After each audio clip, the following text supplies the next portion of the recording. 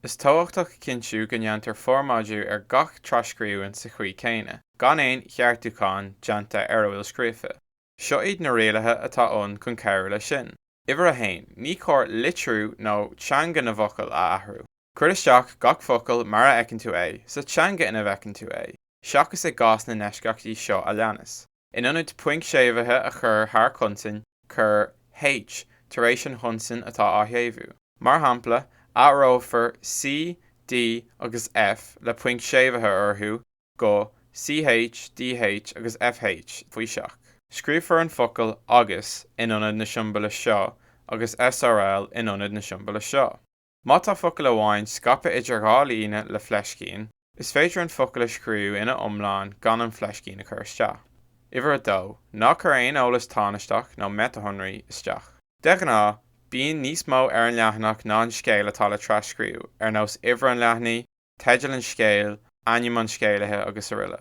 Tugtar metathonraí orthú sin agus tá na sonraí ar fád seo bailithe agus cur isteach ag an bhfoireann forbartha cheana féin.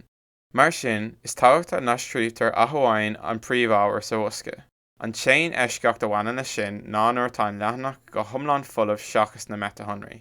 Sa chás seo, chuir fleiscín idir lúbíní chearnacha sa bhosca.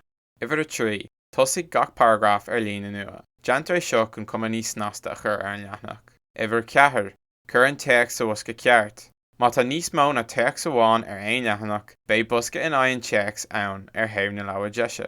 Ba chóir go mbeadh an teachs atá ar an leathanach sin amháin sna boscaí ar dheis. Má leanan scéal ar aghaidh an géad leathanach eile, bé bosca ar an leathanach sin don chuid eile den scéal atá fágtha.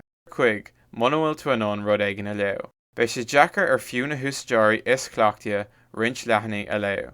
Mar a bhfuil tú anón litir, focail nó sreafocail a leo, chuir isteach chur a ceiste idir dhá lúbín cearnach agus an sin leanaráid leis an trascríú. Má tá sreafocail ródeachar le leo, is leir siombal amháin don sreid ar fad. Ibar a sé, ceiste go faoi rud arbí?